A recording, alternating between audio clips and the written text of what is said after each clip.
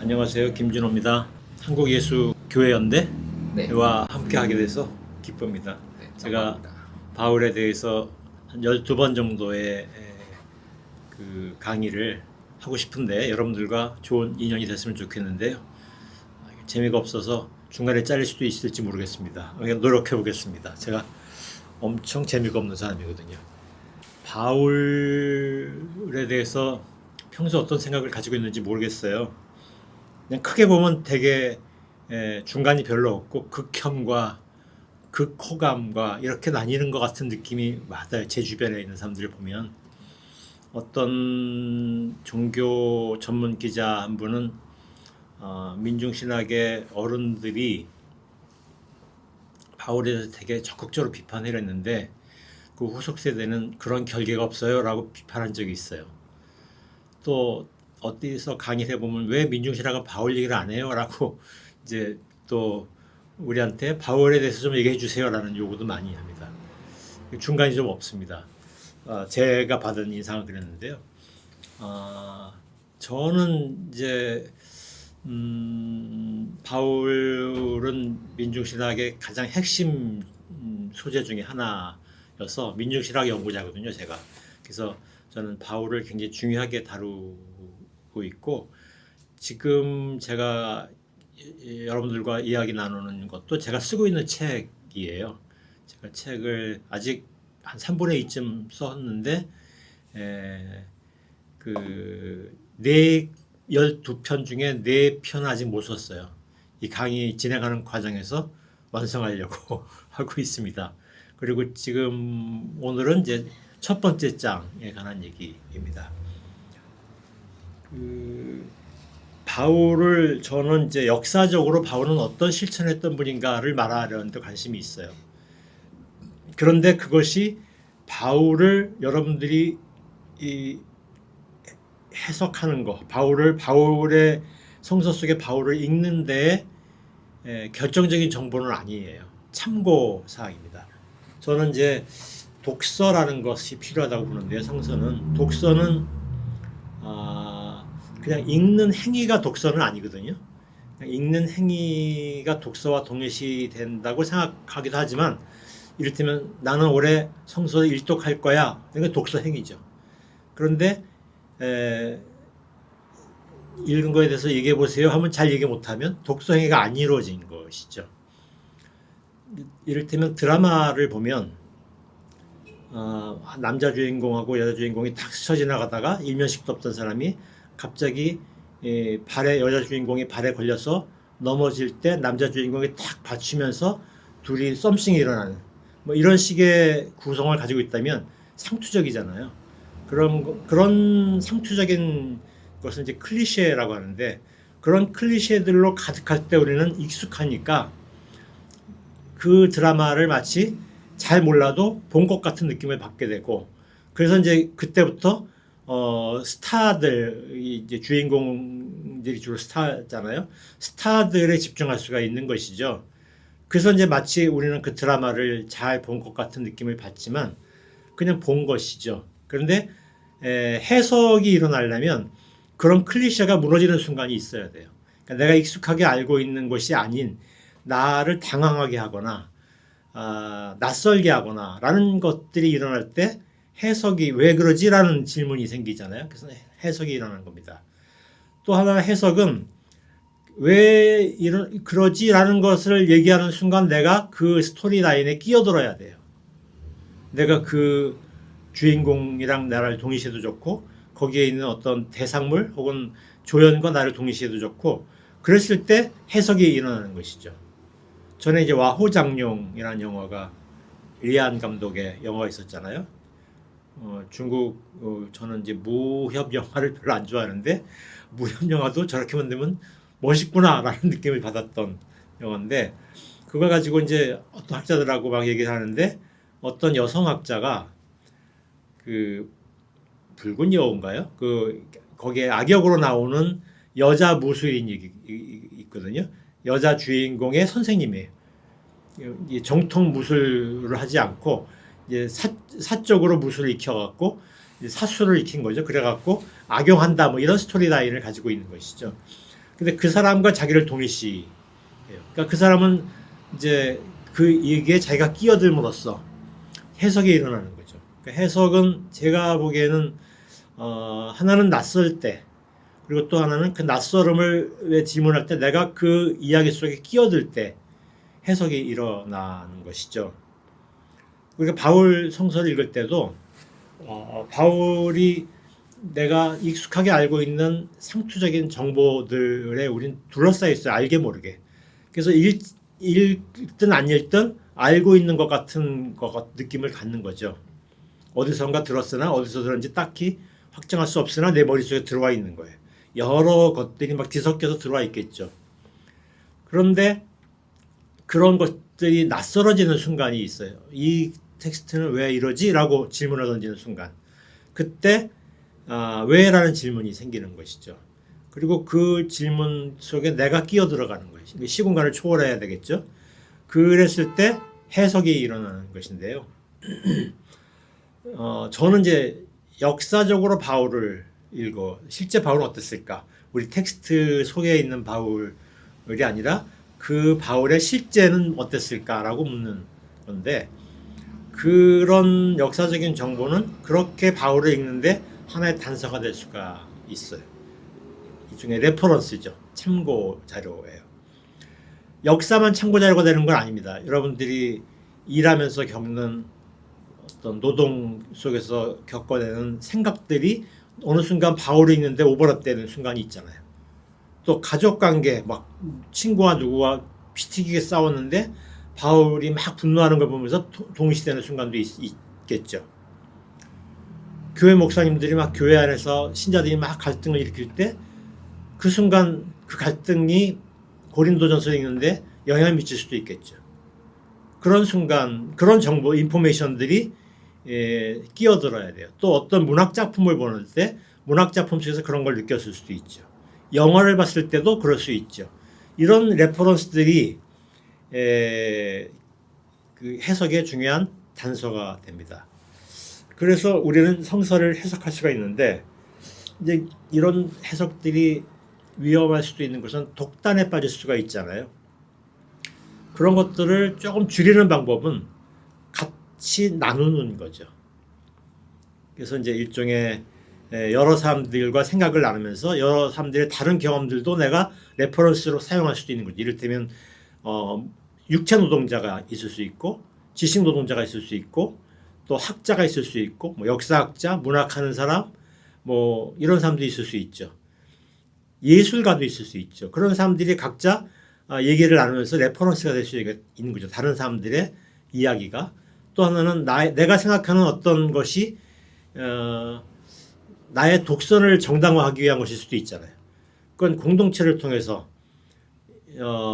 교정될 수도 있지 않을까요? 그래서 공동체가 해석을 나누는 행위는 되게 중요하다고 생각이 듭니다. 그래서 뭐 이런 한국예수교회연대가 하는 이 강좌가 사람들이 모여서 이야기하는 성서 해석을 두고 이야기하는 모임이 있다면 아마 있겠죠. 그러면 그런 것들이 이제 해석의 독단성을 약화시킬 수 있는 요소가 될 수 있을 것 같아요. 완벽한 해석은 없습니다. 그렇지만 해석이 일어남으로써 나는 그 텍스트에 대해서 애착을 갖게 되고 그것이 나의 삶에 의미가 있게 되는 것이죠. 그랬을 때 독서가 일어나는 것이라고 생각이 들어요. 그래서 저는 독서에 도움을 주기 위한 하나의 도구, 하나의 레퍼런스로서 역사의 바울을 이야기해 보겠다라는 게 이제 제가 12번 동안 여러분들과 이야기 나누는 것의 핵심 요소입니다. 우선 이제 바울은요, 종교개혁자 마틴 루터가 바울에 대한 신앙적 성찰, 신학적 해석에서부터 그의 종교개혁의 어떤 서사가 만들어지잖아요. 그래서 루터의 신학의 핵심은 바울에게부터 출발을 합니다. 좀 더 거슬러 올라가면 가톨릭 신학의 중심에 아우구스티누스가 있잖아요. 아우구스티누스도 바울에 대한 성찰에서부터 출발을 해요. 그리스도교 신학의 뿌리는 바울에 대한 성찰에서부터 있지 않을까? 이렇게 얘기할 수 있겠죠. 근데 사실은 더 앞으로 올라가 보면 바울은 서기 1세기 중반경에 활동한 사람인데 2세기 초부터 2세기 중반쯤 되면요.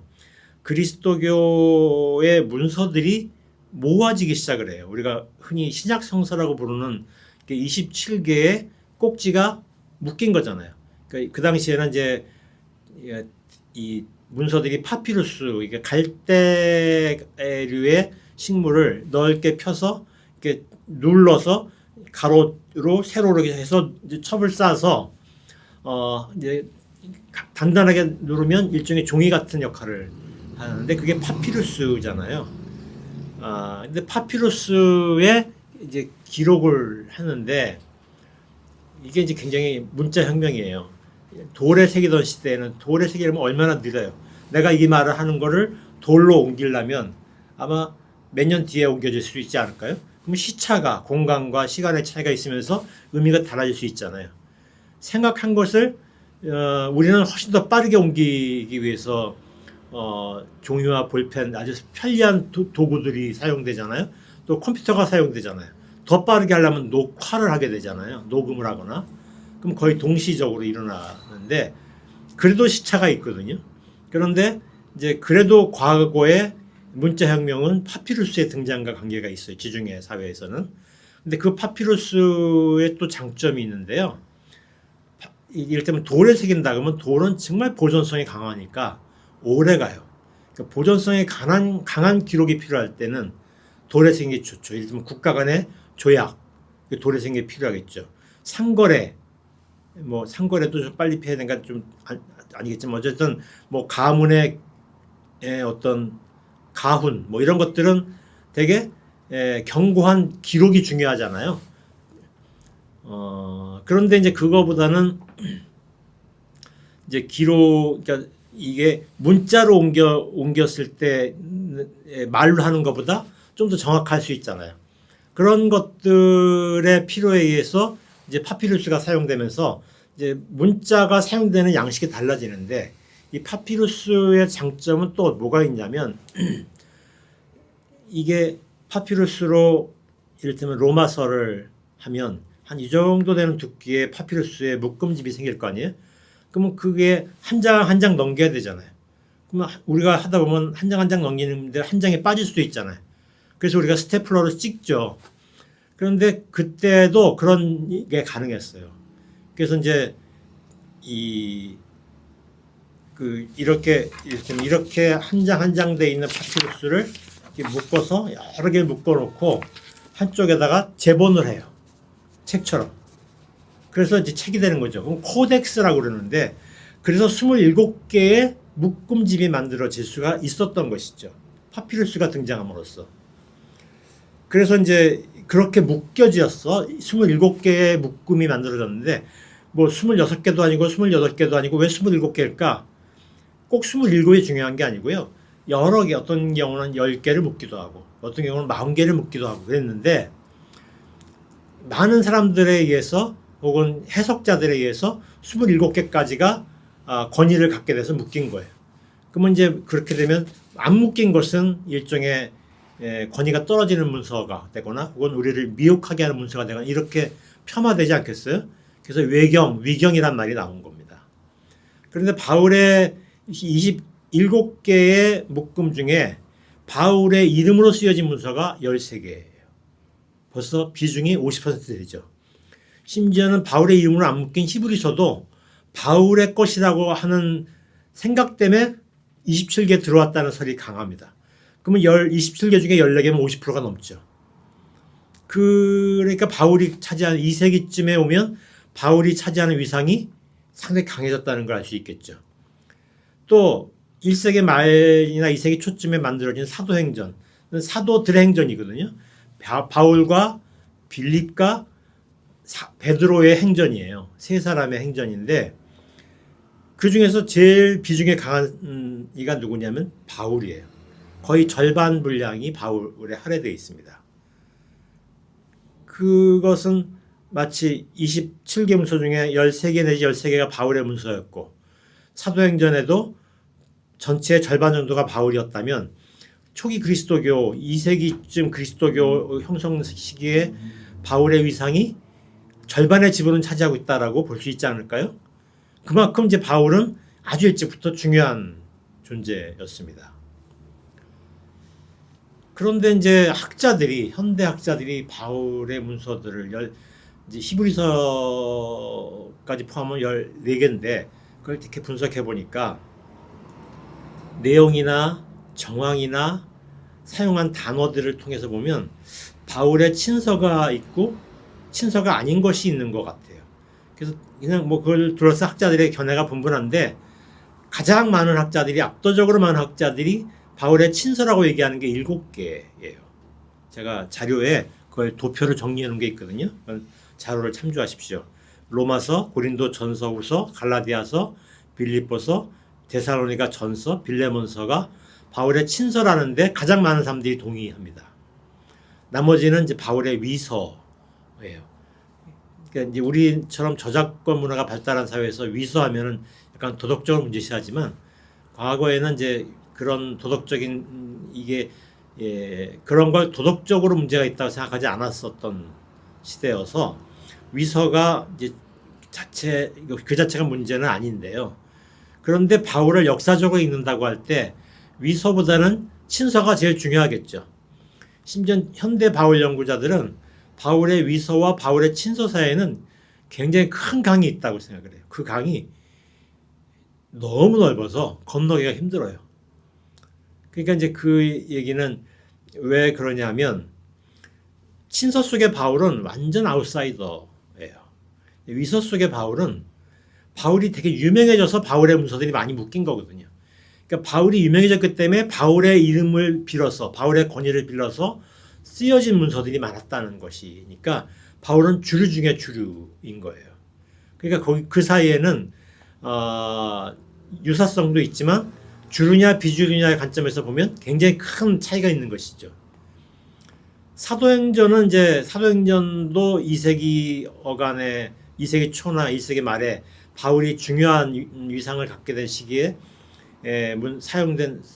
저작된 문서여서 바울의 비중이 높은데 그 시기에는 이제 바울의 비중이 되게 유명하다 보니까 바울을 둘러싼 영웅 설화들이 굉장히 많이 돌아다녔던 것 같아요. 그 설화들을 참조해서 바울 행전을 만든 것이죠. 그러니까 그 안에 보면 역사적인 뼈대가 될 만한 내용도 있고 뒤에 막 덧붙여진 얘기들이 막 뒤엉켜 있어서 학자들이 그 속에서 진짜 실제 했었던 바울을 찾아내는 학문적 노력들을 많이 하거든요. 그래서 사도행전도 그런 일부 이제 정보를 읽는데 도움이 되고 바울의 위서라고 불리는 문서들은 일단은 바울에 있는데 조금 거리를 두고 보면 좋겠다. 그것은 이제 그 문서들이 의미가 없다는 건 아닙니다. 그 문서들은 이제 바울 자신의 정황이 아니라 바울 이후 시대, 바울이 돌아가신 이후에 유명해진 시대의 그리스도 운동을 읽는데 중요한 정보이고 그런 관점에서 바울을 해석하는 것도 의미가 있는 것이죠. 근데 저는 이제 말씀드린 것처럼 바울을 실제 했었던 바울의 실천이 어땠는가를 묻겠다라고 했으니까 아웃사이더 바울이겠죠. 그 바울에 대한 얘기라는 점에서 바울의 위서들은 일단 참고하지 않으려고 하고 사도행전은 바울의 영웅 설화 속에 이게 뼈대가 될 만한 내용들을 선택적으로 읽으면서 그리고 바울의 친서들과 연결지면서 바울을 읽겠다라는 것이 이제 서론인데 이제 바울 얘기로 들어갈 텐데요. 우리가 이제 바울은 어디서 나오는가 하면 대부분의 사람들이 첫 바울은 사도행전 7장에서 스테반이 죽을 때 스테반을 죽이는데 가담한 사람으로 바울을 보잖아요. 이게 7장 58절부터 8장 1절에 나오는데요. 제가 읽어볼게요. 이게 제가 선택한 성서는 새한글 성서입니다. 새한글 성서가 최근에 번역된 성서인데 학문적으로 좋은 번역이에요. 근데 뭐 부분 좀 이렇게 내용이 파악이 안 되는 부분도 있긴 하지만 저는 이제 이 성서가 좋은 점은 뭐 이 영어도 마찬가지지만 헬라어도 그 존댓말은 없거든요. 그런데 이제 존대 표현은 있죠. 근데 존댓말은 없어요. 근데 이제 대부분의 성서들은 예수님이 말할 때 반말하잖아요. 근데 이제 이 새한글 성서는 예수님이 존댓말을 써요. 그래서 저 그 표현이 좋아서 새한글 성서를 선호하고 또 이 번역서를 보급하고 싶어서 이 성서를 가지고 읽겠습니다. 부분적으로 제가 사역하거나 다른 성서 인용할 때는 따로 말씀을 드릴게요. 자, 사도행전 7장 58절에서 8장 1절을 이렇게 되어 있습니다. 증인들은, 이 증인은 스테반이 잘못했다라는 걸 증언한 사람들이에요. 자기의 겉옷을 벗어 사울이라고 불리는 젊은이의 발 옆에 두었다. 사울은 스테반 없애는 일에 한 통속으로 좋게 여기고 있었다. 여기 중략했어요, 중간에. 그러니까 사울은 스테반을 죽이는 일에 가담한 청년이었다라는 게 정보이죠. 그리고 그 사울이 스테반 없애는 일에 가담했다. 생각을 같이 했다. 그런데 그 뒤에 이어서 이 사람이 바울이다. 이제 나중에 바울로 개명을 했다. 이렇게 나와 있어요. 우선 이 텍스트는 사실관계에서 문제는 좀 있는데요. 바울의 친서들을 보면 바울이 자기 이름을 사울이라고 말한 적이 한 번도 없어요. 근데 사울 하면 우리 익숙하잖아요. 그죠? 고대 부족 동맹 시대의 영웅이었잖아요. 그리고 대부분의 사람들은 이제 성서 스토리라인에 익숙한 사람들은 사울을 되게 좋지 않은 이미지로 보잖아요. 근데 이제 바울 당대에 사울은 사울을 나쁜 이미지로 보는 것은 이제 다윗 유다국 다윗 왕가를 승계했다고 주장하는 유다국의 국가 시각이거든요. 그런데 이제 뭐 이를테면 이스라엘계 이민자들도 있고 시리아계 이민자들도 있고 요르단계 이민자들도 있고 그런 사람들이 다 디아스포라 회당에서 이스라엘 커뮤니티에 같이 있었거든요. 제가 나중에 얘기할게요. 이거는 오늘은 얘기 안 할 겁니다. 근데 그런 공동체에서 유대주의적인 생각만을 고수한 사람들도 있지만 다른 생각들도 있을 거 아니에요. 근데 그런 사람들에게 사울은 중요한 영웅이에요. 근데 바울은 베냐민 부족 사람이란 말이에요. 자기가 나는 베냐민 집안의 사람이다 이렇게 얘기한단 말이에요. 근데 베냐민 부족의 영웅 중에 영웅이 사울이에요. 가장 유명한 영웅이에요. 그러니까 이제 사람들이 생각할 때 바울, 사울 이름이 비슷하잖아요. 그러니까 바울은 사울과 연계시키고 싶을 거 아니에요. 그래서 이제 아마도 영웅설화에서 바울은 사울이란 이름에서 개명한 것이다. 근데 사울은 원래 히브리식 이름이거든요. 바울은 파울로스, 그리스식 이름이에요. 그러니까 이제 그런 차이가 있지만 그 그리스어로 번역된 성서가 이제 사울을 사울로스라고 번역을 했거든요. 헬라어로 옮긴 겁니다. 음역을 하면서 헬라식으로 바꾼 거예요. 그러니까 우리도 그런 이름이 있잖아요. 그 성서에 나오는 야고보를 영어식으로 하면 존이 되잖아요. 제임스가 되잖아요. 그러니까 그런 식으로 바뀌는 거죠. 말이 바뀌면서 그런 식으로 이제 막 음역을 하다가 그것이 바뀌고 하면서 바뀌는 거예요. 뭐 베드로는 피터가 됐고 러시아로 가면 피에트로가 되고 뭐 이렇게 이제 그 베제르부르크가 베드로의 성이란 뜻이잖아요. 지금 베제르부르크란 도시가 지금도 그 도시명이 그건가요? 옛날에 레닌그라드가 됐다가 스탈린그라드가 됐던 도시가 베제르부르크가 됐고 지금 푸틴이 베제르부르크 대학에서 학위를 받은 사람이에요. 근데 이제 이 베제르부르크 되게 아주 아름다운 도시인데 그 러시아의 참 이게 격가지네. 피에트로 대제 러시아의 최고의 전성시대를 구가했었던 피에트로 2세가 파리를 모방하는 도시를 만든 게 베제르부르크거든요. 근데 그 위용만 보면 파리보다 더 위대한, 더 엄청난 도시예요. 베제르부르크가 제와벌 무대거든요. 그 도시가 에서 벌어지는 그 참혹함이 그 명가암이 겉으로는 너무 멋진 도시인데 그 도시의 암 속에는 그 제와벌 같은 죽어도 될 것 같은 사람들이 있고 숭고하게 사는 사람들이 있고 거기서 살인이 저질러지고 막 이런 복잡한 도시가 뼈째로 근데 그 이름이 베드로의 도시 이런 뜻이란 말이에요. 베드로가 러시아어로는 뼈제르가 되는 것이죠. 그런 식으로 이제 이름이 바뀌는 것처럼 이제 사울로스로 그리스어로 바꾸면 사울로스가 되는 거예요. 그런데 이제 제2성서 우리가 말하는 신약성서 제가 제2성서라고 하는데 제2성서에서는 아예 사울 히브리식 이름으로 그냥 음역 표기를 해서 사울이라고 써요. 바울과 비교하면 딱 사울 비슷하잖아요. 그러니까 사람들은 바울 하면 사울을 떠올릴 가능성이 많죠. 근데 바울은 자기가 이스라엘 그리스도 활동가로 활동할 때 이스라엘 전통을 무시한다고 많이 혐의를 받잖아요. 그럴 때 내가 이름이 원래 사울이야 라고 하는 거는 쓸모있는 별명거리일 거 아니에요. 근데 자기가 사울이라고 얘기를 안 해요. 한 번도. 아마 또 바울 자신은 한 번도 생각해보지 않은 이름일 수도 있어요. 근데 후세대 사람들이 바울을 사울과 연계시켜서 얘기했을 수 있으니까 여기 나오는 사울은 아마도 원래 사울이 바울의 이름이었다라고 하는 얘기는 바울의 영웅설화, 영웅담에서 나온 해석이 아닐까 추측이 되는데 여기서 중요한 것은 바울이 예루살렘에서 출현한단 말이에요. 스데반을 죽이는 예루살렘이잖아요. 근데 이제 바울이 예루살렘에서 이 시기에 활동했다라는 근거도 약해요. 바울은 원래 예루살렘의 사람이 아니고 바울이 처음 나타난 곳은 학자들이 다 공감하고 있는 바에 의하면 다마스커스입니다. 우리가 바울에 대해서 기억하는 두 번째 얘기는 다마스커스에서 큰 빛을 만나서 말에서 떨어져서 큰 빛을 만나서 눈이 멀었다가 눈이 뜨면서 개심했다 뭐 이런 이야기 아시잖아요.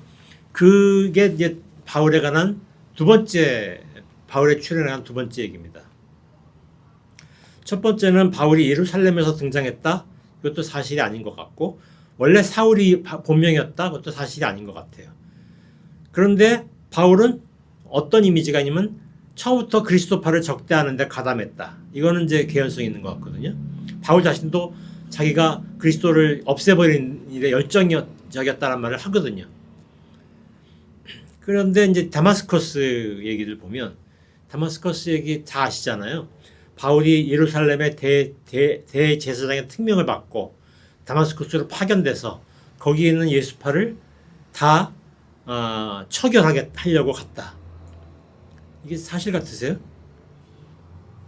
이건 이제 거의 있을 수 없는 얘기예요. 왜냐하면 이 당시에 원래 헤롯 대왕 시절에는 다마스커스는 헤롯의 영토였거든요. 근데 이 시기에 바울이나 예수님이 활동하던 시기에 다마스커스는 아레타스 왕의 영토예요. 아레타스 왕은 나바테아 국이라는 지금의 요르단을 기반으로 하는 나라인데요. 그쪽 요르단 여행하면 페트라라는 도시를 아마 방문하게 될 거예요. 그 페트라라는 도시가 그 나라의 제1도시고요. 그 다음에 이제 이 나바테아국이 막 절정기 때 아레타스 왕이 이게 성서에도 나옵니다. 아레타스 왕이라고. 근데 이 아레타스 왕 중에 두 번째 아레타스에서 2세예요. 아레타스 2세가 절정기 이 나바테아국의 왕인데 그때 다마스쿠스를 자기 영토로 복속시켜요. 그러니까 원래 아람국의 수도였는데 전통적으로 굉장히 중요한 도시였는데 헤롯에 의해서 이스라엘에 복속됐으니까 이제 이스라엘에 복속될 때 많은 이스라엘계 이민자들이 다마스커스가 살았을 거 아니에요. 그러니까 이스라엘 공동체가 잘 발달돼 있었어요. 그러니까 회당 커뮤니티도 많이 발달돼 있었죠. 그런데 아레타스 왕의 영토가 됐어요. 그런데 좀 지도를 그려볼게요. 자, 이렇게 제 글이 참 못 그립니다. 여기가 갈릴레아 호수고 여기가 사해가 되고 요르단 강이 흐르잖아요. 근데 이제 다마스커스는 이쯤에 있어요. 안티오키아가 여기 안티오키아는 이제 지금의 튀르키아국의 영토입니다. 잘 안 보이시나요? 저희가 튀르키아인데 튀르키아의 영토예요. 근데 그때는 이제 시리아의 도시입니다. 북시리아 지역에 있는 굉장히 큰 도시예요. 이 도시는 지진이 아니었으면 굉장히 큰 도시를 발달할 수 있었던 도시인데 상습적인 지진 지역이에요. 다마스커스는 굉장히 이제 시리아의 내륙 지역이고 남동 지역의 도시고 북서 지역의 도시잖아요. 근데 이 다마스커스는 이제 이쪽은 시리아의 아람국이 막 발달할 때 이게 이제 중심지 역할을 합니다. 그리고 이제 시리아가 발달하면 이쪽 지역까지 병합을 하고 이쪽은 이제 페니키아의 북쪽에 있거든요. 튀르키아와 연결되어 있으니까 이제 서쪽으로 연결될 때 중요한 도시예요. 다마스커스는 동쪽과 연결될 때 중요한 도시고. 근데 고대는 메소포타미아가 되게 강대국이 많았잖아요. 그러니까 이 다마스커스가 중요할 수밖에 없었어요. 교통로에. 근데 이 다마스커스에서 바울이 등장했는데 이게 아레타스 왕의 영토예요. 아레타스 왕은 이런 지역을 병합한 왕입니다. 지금의 사우디아라비아의 일부와 요르단 나라국의 일부와 요르단국이 이제 주로 본토 지역이죠. 그 다음에 시리아 지역의 일부를 병합을 했어요. 그러면 뭐 안디옥이나 이런 데는 로마의 영토였고요. 로마가 더 동진을 못한 이유는 나바테아국이 너무 강한 전투력이 있기 때문에 로마군이 동진을 못했어요. 그 무적의 군대가. 그런데 이 나바테아국이 중요한 것은 이때가 언제냐면 로마 시대가 중국의 한나라와 실크로드가 막 만들어지잖아요. 그러니까 중국의 한나라와 로마 사이에 굉장히 많은 무역이 일어나다 보니까 바다와 육로를 통한 일종의 무역로들이 막 도처에서 만들어져요. 그래서 실크로드가 하나의 선이 아니고 수많은 실크로드들이 막 만들어지고 있었는데 그 중에 이제 많은 도시들은 실크로드들의 상인들이 가는 중간 기착지가 되면 유리하잖아요. 그래서 그런 노력을 하고 있었어요. 그러니까 로마가 나바테아국과 연결돼야만 갈 수 있잖아요. 그래서 로마와 나바테아국 간의 친선 관계가 이루어지거든요. 근데 로마의 복속된 나라 중에 하나가 갈릴리 호수의 서쪽 편에 있는 나라. 이게 이제 안티파스라는 헤롯의 아들 중에 하나인데요. 그 사람의 영토예요. 이 사람은 베레아 지역도 자기 영토를 가지고 있어요. 세례자 요한은 이 베레아 지역에서 활동하다가 돌아가셨죠. 누구에 의해서? 안티파스에 의해서. 안티파스의 부인이 헤로디아. 그래서 성서에게 아시죠? 헤로디아의 딸인 살로메가 춤을 추니까 안티파스가 네가 원하는 게 뭐냐? 내 나라의 반이라도 주겠다 하니까 엄마하고 상의해서 요한의 목을 주시오 하니까 요한의 목을 줬다라는 얘기로 나와 있는 그 안티파스가 다스리고 있었는데 이 안티파스의 원래 부인은 파사엘리스라는 사람이에요. 이 파사엘리스는 누구냐? 아레타스 왕의 딸이에요. 그 얘기는 갈릴레아 호수 지역에 원래 이쪽 세포리스가 이제 이쪽 지역의 중앙 이제 평야지대에 산 하나에 있는 도시를 수도로 삼았거든요. 안티파스가. 그런데 그 이 해안 지역에 있는 갑자기 또 해안 지역에 있는 나중에 생각나면 말씀드릴게요. 해안에 있는 그러니까 갈릴레아 호수에 접해 있는 도시를 만들어서 자기 수도로 삼거든요. 근데 그 얘기는 뭐냐면 이 갈릴레아 호수를 중심으로 하는 무역 활동이 중요했다는 뜻이잖아요. 그리고 나바테아국과의 교류가 중요했다는 뜻이에요. 그러니까 일종의 정략 결혼이 이루어진 거예요. 안티파스는 그 아레타스 왕의 사위가 된 거죠. 그러면서 로마의 복속국의 안티파스와 로마와 나바테아국 간의 어떤 연결망이 만들어지는 건데, 그런데 헤로디아가 안티파스와 가까워지면서 헤로디아는 안티파스의 조카거든요. 이종 조카예요. 그런데 조카인데 안티파스와 그 둘이 연문을 뿌리자 파사엘리스가 친정으로 도망가 버렸어요. 원래 부인이 여러 명 있는 것이 용인되던 사회니까 그럴 것까지 없는데 어떤 이유인지 모르지만 도망가 버렸어요. 근데 그 일로 아레타스 왕은 안티파스를 엄청 싫어했고 몇 년 뒤에 전쟁이 일어나서 안티파스가 졌어요. 그래서 안티파스의 정치적인 이 어떤 행로가 완전히 끝나서 프랑스의 리옹 지역으로 로마가 이제 추방시켜서 거기서 비참하게 죽었다 그래요. 그러니까 이제 아레타스 왕이 이 시기에 다마스커스를 점령했단 말이에요. 그런데 점령한 시기에 안티파스의 헤롯의 아들이 안티파스와 전쟁을 치렀어요. 그러면 이스라엘계 사람들이 다마스커스 이스라엘 사람들이 어떻게 하겠어요? 불안하죠. 자기들을 어떻게 할지 모르죠. 또 아레타스 왕의 입장에서도 가뜩이나 이스라엘계 사람들을 없애버려야 그 도시에 대한 장악력이 커질 거 아니에요. 그 도시가 큰 도시인데. 그러니까 이스라엘계 사람들을 쫓아내고 싶은 마음이 한가득 있는데, 그래서 전쟁은 자기 딸이 온 것 때문만에 일어난 전쟁은 아니고 다마스커스 장악하기 위한 의도도 있을 것 같아요. 제 생각에는. 근데 그러던 시절에 예루살렘은 이제 여기 있잖아요. 여기 이제 사마리아와 유데아와 이두메아, 사마리아, 유데아, 이두메아가 또 다른 통치자인 아르켈라오라고 하는 아들에게, 헤롯의 아들에게 상속이 됐는데, 아르켈라오는 10년 만에 축출돼요. 그리고 이제 이쪽 지역은 로마의 황제가 보낸 정무관이 다스려요. 우리가 알고 있는 빌라도가 그런 사람 중에 하나입니다. 근데 그 사람은 어디 거주하냐면 여기 가이사리아라는 곳에 거주하거든요. 평소에는. 예루살렘은 평소에, 유대아는 예루살렘의 원로원, 우리가 말하는 사내들이, 원로원들이 이 지역을 다스려요. 예루살렘의 원로원들은 아마도 예루살렘과 이두메 지역의 일부의 땅을 가지고 있는 대지주들이었어요. 사마리아는 사마리아의 원로원이 있었겠죠.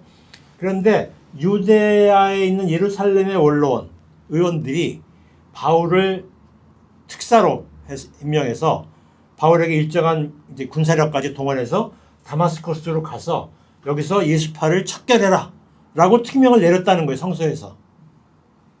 가능해 보이지 않죠.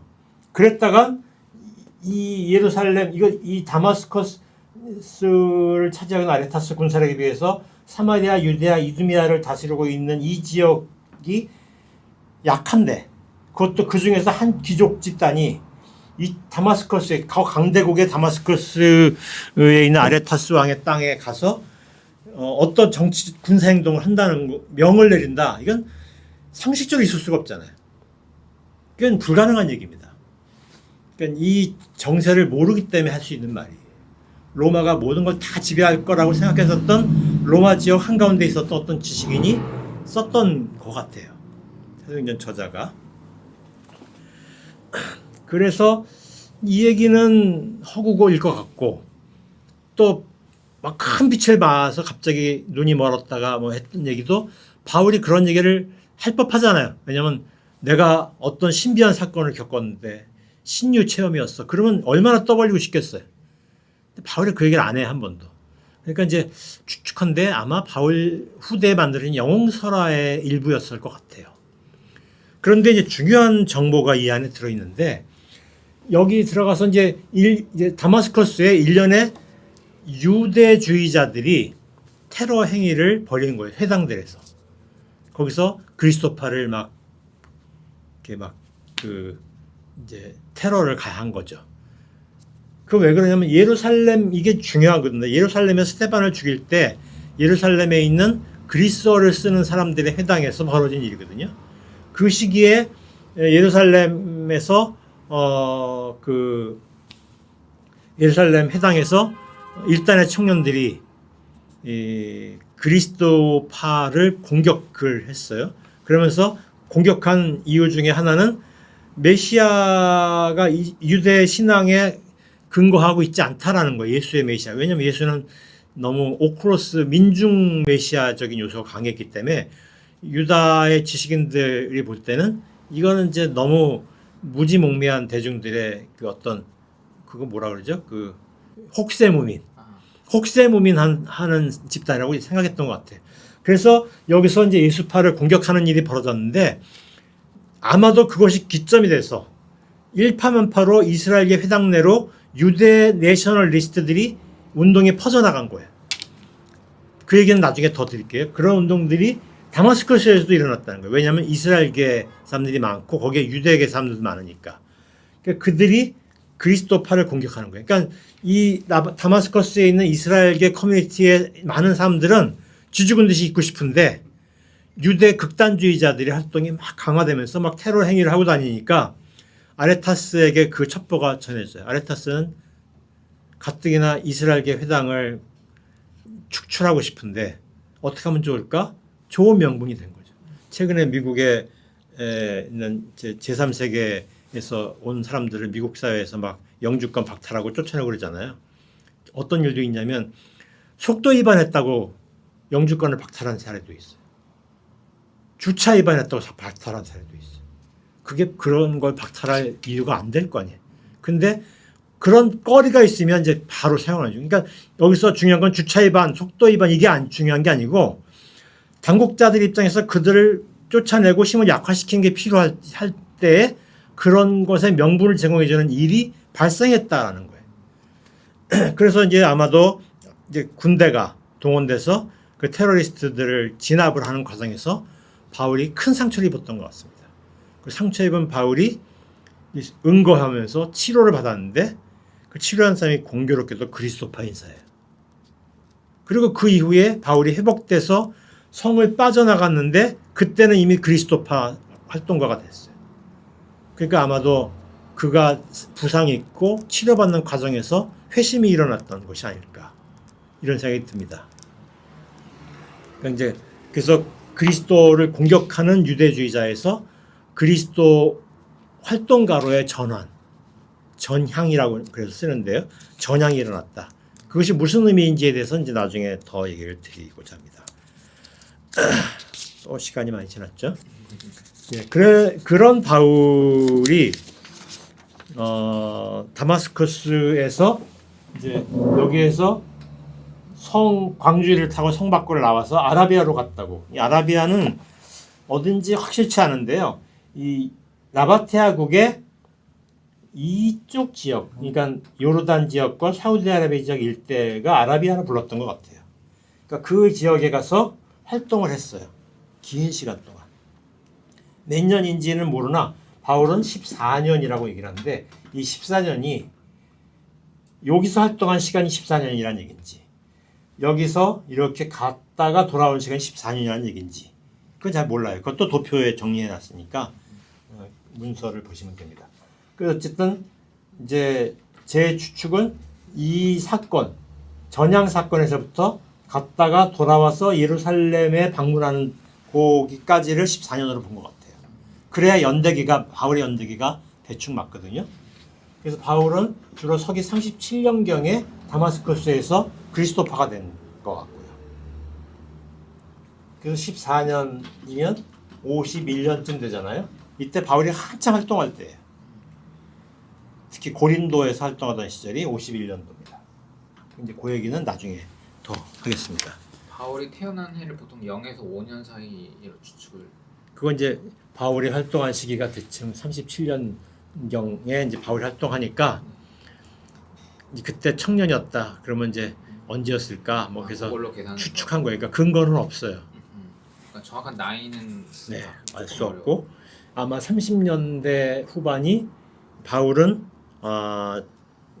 활동을 왕성하게 하던 시기였을 거다. 제 생각에 한 20대 초 아니었을까? 뭐 10대 말이거나 그렇게 추측이 됩니다. 네. 그런데 이 얘기도 해야 되겠네요. 37년에 왜 유대야 극단주의자들이 등장했는가? 되게 이제 흥미로운데요. 이 사마리아, 유대야, 이두메아 지역이 굉장히 이제 로마의 정무관에서 통치가 됐는데 그때 여러 정무관 중에서 굉장히 유명한 사람이 누구냐면 우리가 알잖아요. 빌라도. 그러니까 사마리아, 유대야, 이두메아 지역에서 로마가 황제가 파견한 황제 정무관 중에 빌라도가 있잖아요. 보통 정무관들이 임기가 한 1년쯤 돼요. 길면 2년 정도 돼요. 그런데 빌라도는 10년을 무려 정무관으로 있었어요. 굉장하죠? 근데 빌라도가 10년 동안 정무관으로 있을 때 산헤드린의 대제사장이 누구냐면 가야바예요. 그러니까 이 사람도 10년 동안 대제사장, 산헤드린의 넘버원이었고 또 이 유대야, 이두메아, 사마리아의 넘버원이었고 그러니까 일종의 런닝메이트겠죠. 그런데 빌라도가 추출된 시기가 36년이에요. 그러니까 이 정무관직에서 해임됩니다. 가야바도 이 시기에 대제사장직에서 해임돼요. 그럼 36년은 어떤 해이냐? 권력의 공백의 시간인 거예요. 권력 공백이, 공권력이 응집되어 있지 않은 시기입니다. 그러니까 여기에 고용된 이제 사병들은 누구에게 충성해야 될지를 두고 막 복잡하게 머리 굴리고 있고, 권력에 이제 장악하고 싶은 사람들은 이제 권력 게임을 벌이고 있던 시절이겠죠. 그 시기에 예루살렘에서 사건이 벌어진 겁니다. 그게 누구냐? 스테반이라는 그리스도파 인사를 죽인 사건이. 당국이 죽인 게 아니고 이 회당의 극단주의자들이 죽여요. 그들은 유대아주의자, 지금 현대식으로 말하면 유대아 원리주의라고 생각하면 됩니다. 뭐 이슬람 원리주의처럼 유대아 원리주의. 그리고 유대아 원리주의가 역사적으로 출현한 시기는 아마도 요 36년, 37년이 아니었을까 하고 추측이 돼요. 그러면서 유대학의 이스라엘계 커뮤니티가 세워진 곳 곳곳에서 이 원리주의자들이 준동을 해요.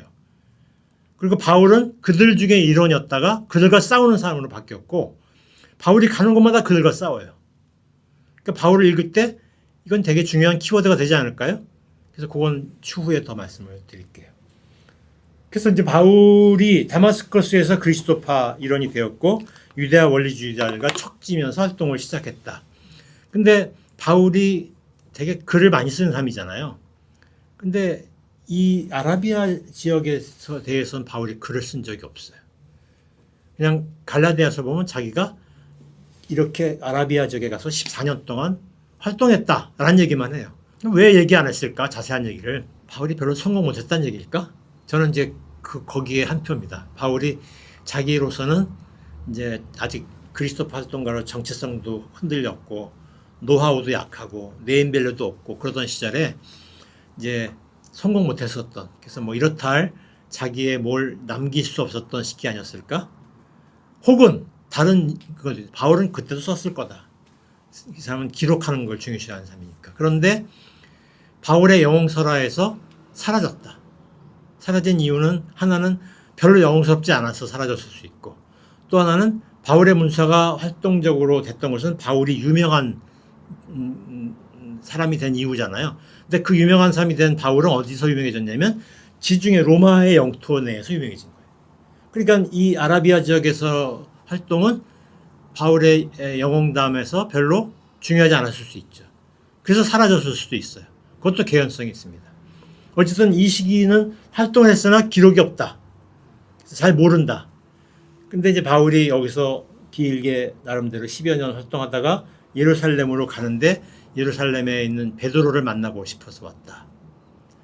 그래요? 자기가 그래요? 베드로를 만나고 싶어서 왔다는 얘기 뭘까? 아마도 자기가 너무 안 되니까 되게 막 그 유명한 어떤 사도로 인정받고 있는 그런 이와 만나서 좀 힘을 얻고 싶었던 것 같이 아닐까? 그랬는데 거기서 뜻밖에도 다른 사람을 만나요. 그게 바나바예요. 이 바나바는 누구냐? 안디오키아의 그리스도파 지도자입니다.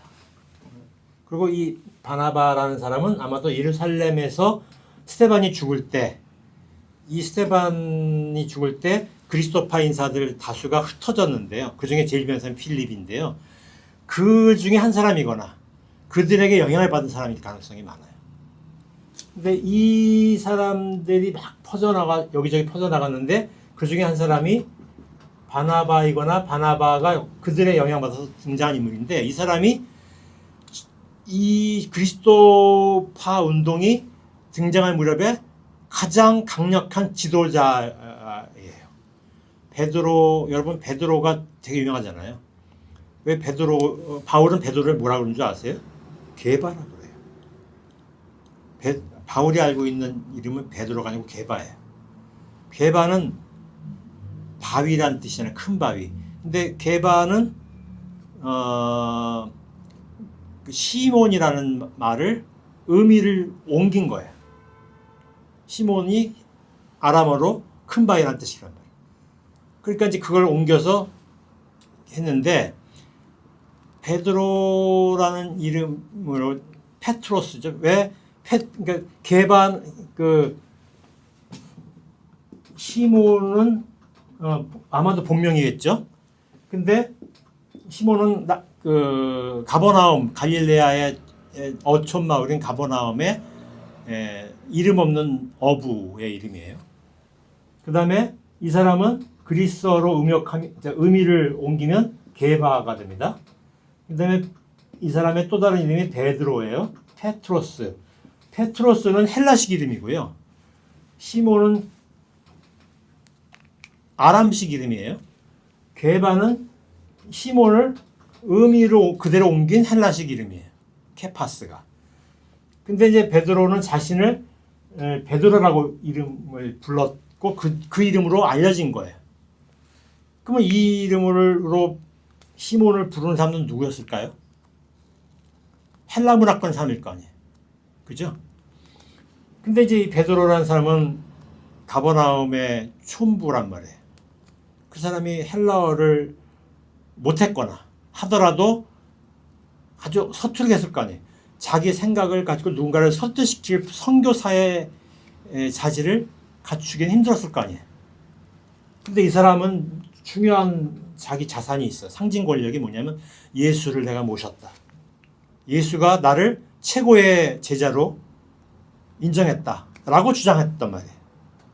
그러니까 이제 이 베드로의 자기가 주장하는 방법은 나는 최고의 제자다. 그런데 예수를 모신 분이다. 근데 문제는 헬라 문화권에서 자기 언어로 사람들을 설득할 수는 없어요. 그러다 보니까 이제 베드로는 이제 어떤 장점과 단점을 다 갖고 있죠. 바울은 존재감이 없는 사람인데 더더구나 적대적인 행동했던 사람인데 그런데 헬라 말을 잘 써요. 바울의 장점도 있는 거죠. 근데 바나바는 두 가지 다 갖췄어. 그런데 이 얘기도 나중에 하겠지만 베드로가 예루살렘 공동체에서 안디옥으로 파송이 돼요. 그러면서 아마도 베드로라는 이름으로 불리기를 바랬던 것 같아요. 그런데 바울은 이 사람을 베드로가 안 불러. 게바라고 불러. 왜 그랬을까? 인정 안 하고 싶다는 얘기 같아요. 뭔가 갈등이 있어. 내가 볼 때는. 그건 이제 나중에 또 얘기할게. 근데 바나바는 베드로나 야고보나 이런 사람들은 예루살렘에서나 유명하지. 네임드는 나야 하는 사람이 바나바예요. 그리스도파가 굉장히 확산될 때 중요한 결정적인 시기는 안티오키아의 그리스도파 공동체가 굉장히 강력한 위상을 갖게 되면서부터예요. 그러니까 이제 예루살렘에서도 여기 보내서 아마도 예루살렘에서는 안티오키아에서 막 성공한 게 한편으로서는 질투가 났을 거고 한편에서는 우리가 교정해줘야 돼. 그들은 예수를 만나지도 않았잖아. 이렇게 생각도 있었을 거예요. 꼭 나쁜 의도는 아니지만 그런 생각이 강해서 강력한 베드로를 파송했는데 그래도 베드로가 여기서 살아남으려면 누군가 통역자가 있어야 되잖아요. 그런데 바나바는 이제 베드로에게 밥도 줄 수 있고 집도 줄 수 있고 활동할 수 있는 공간, 사람들 모아줄 수 있는 역량 다 갖췄어요. 근데 이 바나바가 예루살렘에 왔을 때 바울을 만났어요. 그리고 이 낭인처럼 떠돌아다니는 바울을 컨택을 해서 데려가요. 그래서 안티오키아권에 있는 다르소스라고 하는 도시로 파송을 해서 다르소스의 우리가 바울의 고향으로 알고 있잖아요. 바울은 자신이 한 번도 다르소스를 고향으로 얘기한 적이 없어요. 그냥 타르소스의 바울이에요. 그 얘기는 아마도 여기서 활동을 되게 열심히 한 것으로 사람들에게 기억돼서 타르소스의 바울로 알려진 거 아닌가 싶어요. 나자렛 예수는 나자렛과 예수가 연결된 건 예수가 태어났기 때문에일 텐데 바울은 어디서 태어났는지도 모르는데 타르소스의 바울은 아마도 타르소스에서 활동한 것으로 사람들에게 기억됐기 때문일 것 같은데 특히 안티오키아가 바울을 타르소스의 바울로 기억했을 것 같아요. 그 바나바가 바울을 데리고 가서 타르소스에서 활동하게 했고 그가 다시 안티오키아로 돌아오면서 그리스도파 운동이 막 확산이 되기 시작하거든요. 그 얘기까지가 오늘 얘기입니다. 다음 얘기는 이 안티오키아의 바울. 오늘은 다마스커스의 바울에 포커스가 있었고요. 다음 얘기는 안티오키아의 바울에 초점을 둔 얘기를 하고 이제 거기서부터 바울의 본격적인 사역가로서 활동이 시작됩니다. 지저분하게 그림이 그려졌는데 뭐 질문도 있나요? 하고 그냥 끝나나요? 질문 또 해도 될까요? 네. 그러면은 내용을 뭘로 못 알아들으셔도 관계없습니다. 바울의 초기 바울의 등장에 관한 아무 얘기나 하시면 제가 할 수 있는 한 답을 드리겠습니다. 내용 질문보다도 어쨌든 이제 그 신학을 안 하는 분들도 이제 요 이야기를 들을 것 같고 저는 선생님의 이야기가 세상에 널리 알려지면 더 좋겠거든요. 근데 할 때 한 가지 걸리는 거는 이제 신학 공부를 조금 하면은 그 사도행전의 이야기가 약간은 굳이 현대 장르로 따지면은 픽션적인 느낌도 들고 선생님 그 언어로는 영설화적이기도 있고 그러니까 바울의 이야기들을 어느 정도 각색한 게 이게 있는데 근데 이제 사도행전을 기초로 해서 뭔가 바울을 이해해 왔거나 어릴 때부터 저는 원래 모태신앙이 아니어서 사실 신학 공부를 편하게 이걸 수용할 수 있거든요. 그게 아닌 경우에 다시 조금 어그러지게 되잖아요. 그때 사도행전이 27권 중에 한 권으로서 어떻게 의미부여를 다시 할 수 있고 이제 이런 역사적 연구를 할 때 밸런스를 어떻게 맞추면 좋을지에 대해서 그 그냥 일반 신학을 하지 않은 사람에게 어떻게 추가적인 그 설명을 하면 좋을지 약간 요게 요청드립니다. 사도행전은요 1세기 말이나 2세기 초에 탄생한 문서. 그러니까 그 시기에 그리스도파 운동의 맥락이 전제가 되면서 그것이 과거의 사도들의 행전을 쓴 거죠. 자기들은 바울과 베드로와 필립의 기반을 둔 신앙 계보를 잇고 있다. 뭐 이런 얘기겠을 거예요. 그러면서 이제 그리스도파 운동이 확산되는 과정을 설명하는 거거든요. 로마 지역 각 지역으로. 그런 의도 안에서 사도행전은 쓰여졌어요. 그러니까 이제 사도행전을 역사적으로 볼 때는 그런 맥락에서 물어야 돼요. 그러니까 역사적인 연구를 할 때는 신앙인은 21세기 한국에서 그걸 읽어요. 지중해 사회도 아니고 1세기도 아닌 2세기도 아닌 21세기 한국에서 읽죠. 갭이 많잖아요. 우리는 우리의 눈으로 아까 처음 시험 시작할 때 해석은 독서 행위가 해석의 전제가 되지만 해석의 독서는 아니라고 말씀드렸잖아요. 독서를 하려면 그것이 내가 익숙하게 알고 있는 어떤 이 스토리라인을 깨트릴 때 독서가 돼. 왜 그러지? 하고 의문이 드는 거예요. 어느 순간 이 성서를 읽을 때 왜라는 질문이 나올 때 독서가 시작되는 것이죠. 또 하나는 내가 그 왜라는 질문에 이론으로 끼어들어야 돼요. 나의 이야기가 돼야 돼요. 그때 독서가 되는 것이죠. 근데 그 독서 행위가 이루어지게 하기 위해서 많은 레퍼런스가 필요한데 그 중에 하나가 역사예요. 그러니까 역사는 역사적으로 읽어보면 우리가 알고 있는 스토리라인이 깨지는 부분들이 있잖아요. 그때 왜라는 질문이 나올 수 있겠죠. 그런 질문을 나의 현장으로 가져오는 거죠. 그래서 이제 질문을 이어나갈 때 사도행전을 독서하게 되고 사도행전은 나에게 의미 있는 성서의 이론 일부로 나에게 다가올 수 있는데 기독교인이 흔히 생각하는 사도행전이 나에게 어떤 의미가 있을까요? 저는 제 생각에는 일반적으로는 아주 그건 하면 의미가 없어요. 왜냐하면 내가 이제 많은 교회에 그에 대한 귀속의식이 되게 높은 신자들 인터뷰를 많이 했어요. 대형교회 연구하려고. 근데 인터뷰하면서 꼭 물었던 질문이 하나가 지난주 목사님의 설교가 뭐예요? 라고 물었어요. 대부분 기억을 못했어요. 근데 교회는 설교를 되게 중요시 여기잖아요. 예배에서. 예배가 중요한데 그중에 하이라이트는 설교잖아요. 그런데 설교를 기억을 못해요. 그 교회의 변두리 신자가 아니고 난 그 교회에 열심히 신자라고 생각하는 이들이 설교를 기억을 못해요. 그러면 그 예배가 그 사람이 그 교회에 기속되는 절대적인 동기는 아니잖아요. 그냥 설교라는 행위에 내가 일원이었다는 것이 의미 있을 뿐이죠. 그 성서를 내가 사도행전 읽었다라는 행위가 내가 기독교인이라는 데 의미가 있긴 해요. 그러나 사도행전의 내용을 가지고 한 번도 왜라고 묻지도 않았고 내 삶과 연결시켜보지도 않았어.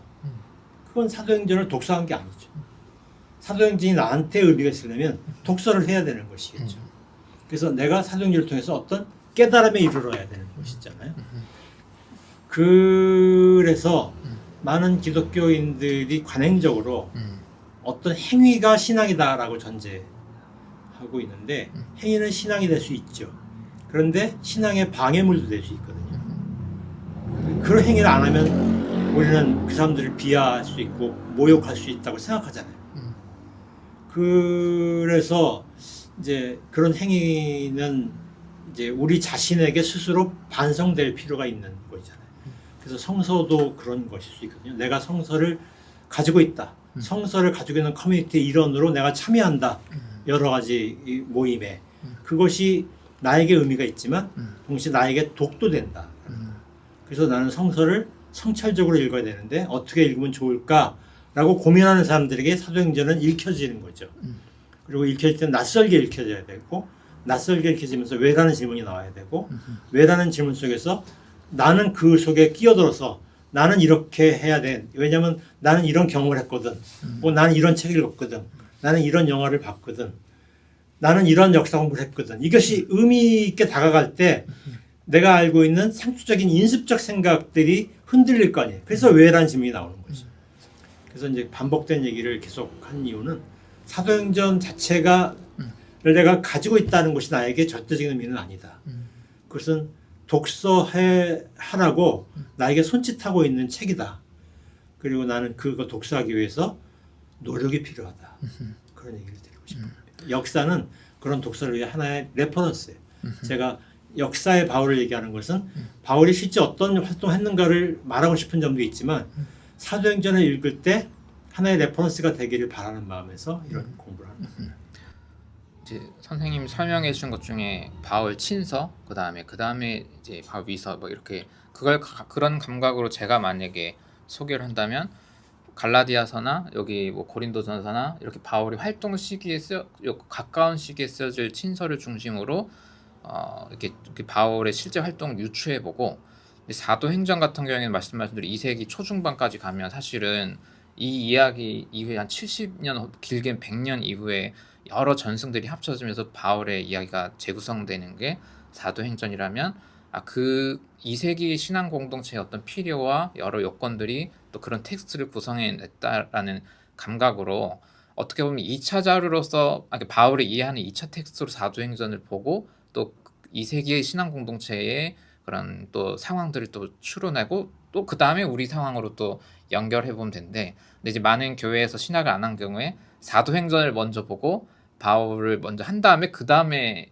거꾸로 바울 친서를 가다 보니까 이게 막 엉키게 되는 순서가 있는 것 같더라고요. 그래서 이걸 그런 정리를 안 하고 요렇게 하면은 마치 사도행전이 가치가 없는 것처럼 약간 사실이냐 아니냐 이런 눈으로만 보게 되는 게 많다 보니까 어쨌든 중요한 건 정확한 건 모르지만 바울은 이 회심 경험이 있고 그게 어느 정도의 초자연적 뭐 그런 건지 모르겠지만 다쳐서 누군가를 만나 회심했던 건 모르지만 그 경험이 수십 년 후에 바울이 이제 다마스커스를 지나갈 때 신비 체험처럼 묘사되기도 하고 약간 그렇게 구성되었구나 라고 해도 경전으로 충분히 의미가 있을 수 있다라고 생각하는데 혹시 제 설명은 괜찮을까요? 이렇게 얘기하면 뭐 큰 틀에서 공감하는데 좀 저는 이제 본능적으로 트집 잡는 걸 좋아하는데 네네. 트집을 좀 잡아보면 저는 이제 경전이라는 것이 걸려요. 그러니까 경전은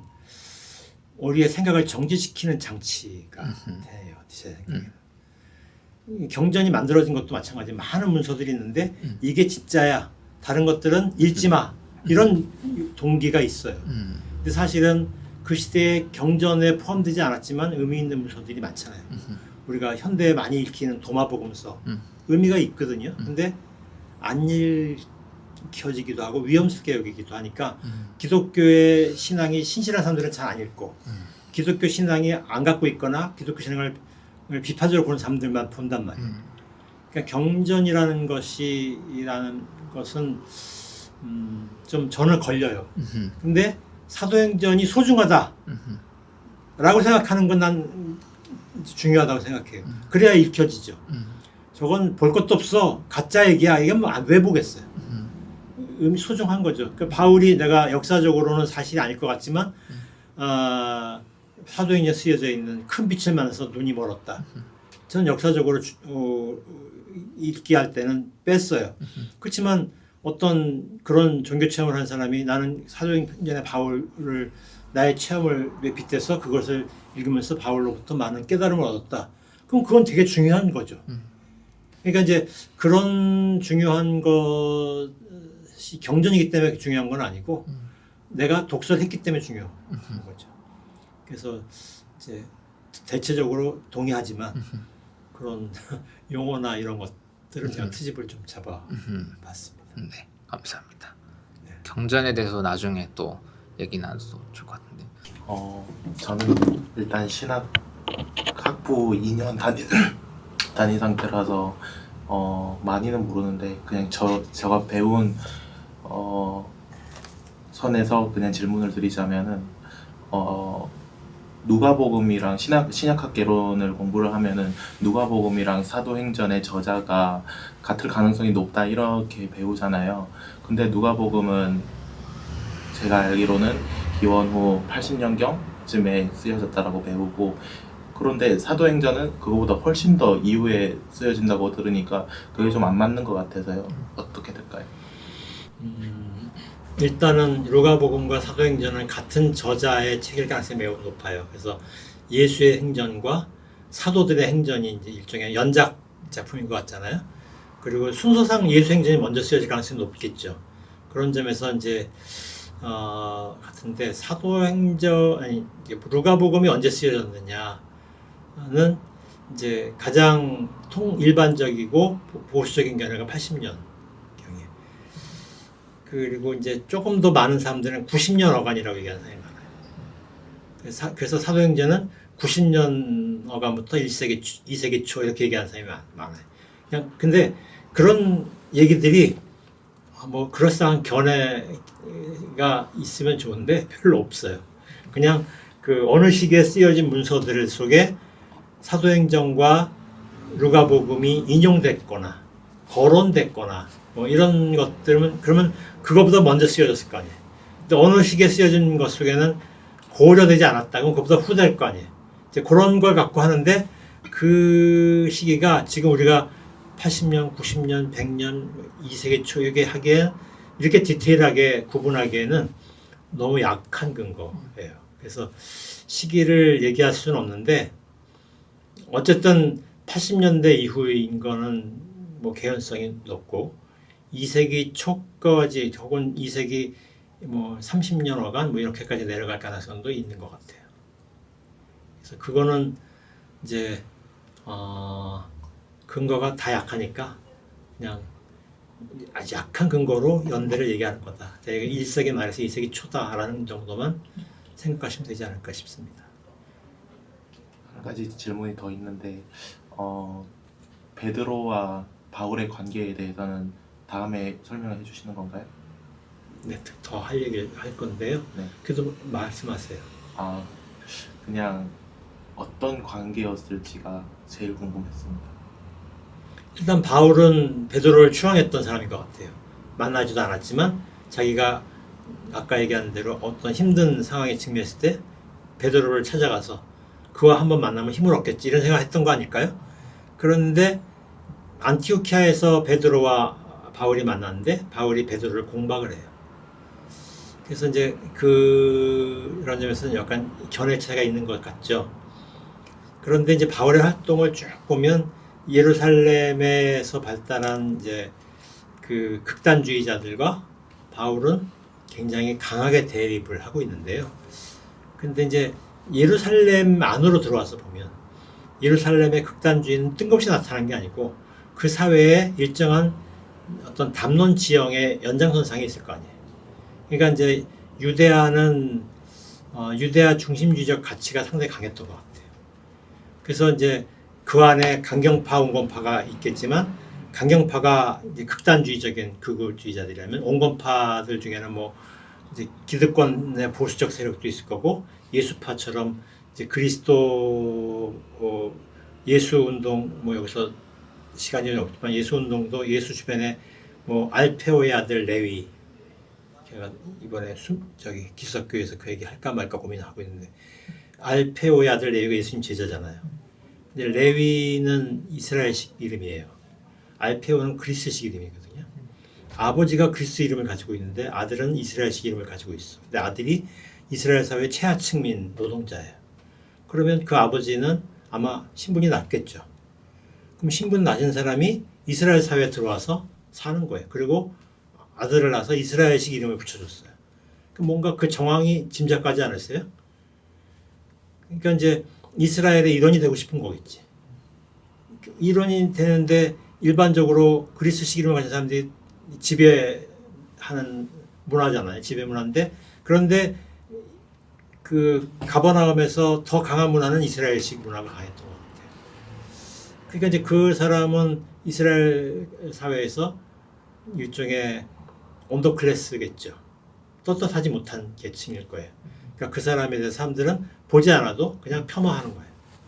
근데 그 사람이 제자였어? 라고 묻지 않겠어요?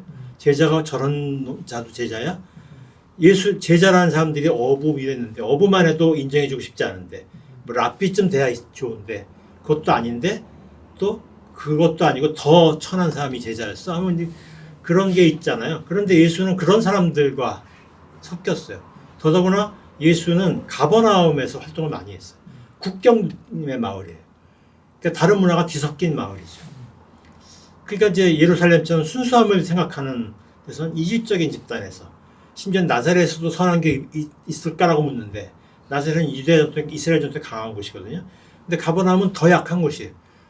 그런 곳에서 뭐가 나와? 이렇게 생각하는데, 그걸 극단주의자 입장에서는, 그런데 그걸 주장하는 자들은 혹세 무민하는 자야, 처단해야 돼, 이렇게 생각할 가능성이 있잖아요. 실제로 스테바노스가 그래서 처형당했단 말이에요. 그런 문화가 예루살렘에 강해요. 그러니까 이제 예루살렘의 예수 공동체도 일정하게 그런 생각에 극단적이진 않아도 공감하는 면이 많을 거예요. 유대야 배경에서 예수 얘기를 발달된 예수 얘기를 그 온전한 상태로 보존해서 얘기해야 더 좋다 생각할 겁니다. 안디옥은 이스라엘계 사람들은 별로 없고 모든 주변 사람들이 다 그 다른 문화권 사람들이에요. 그러니까 그런 점에서 안디옥과 예루살렘은 약간 갈등 요소가 있잖아요. 바울은 또 어떤 사람들하고 노냐면은 그 사회의 최하층의 사람들하고 놀아. 거기 한 가지 더 나가는 거예요. 그러니까 바울은 베드로와도 약간 갈등이 있고 바나바하고도 갈등이 있는 거죠. 그러니까 이제 그런데 바울이 이제 베드로에 대해서는 좀 더 비판적으로 보지 않겠어요? 바나바보다? 그런 관계가 있었던 것이죠. 그렇지만 바울은 또 여러 곳에서 베드로를 배려해요.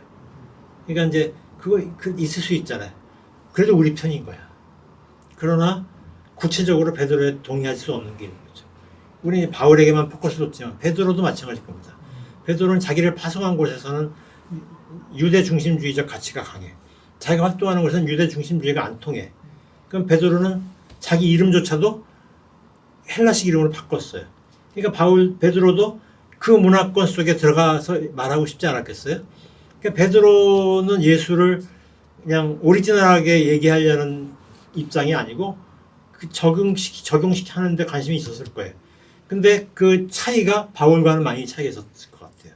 그러니까 그런 갈등이 그 사이에 있었을 것 같다. 그런 얘기는 이제 계속 할 거지만 오늘은 좀 조금 개략적인 얘기만 소개드립니다. 끝낼까요? 네, 이거 네, 감사합니다. 다음 네. 달에 2편으로 보겠습니다. 감사합니다.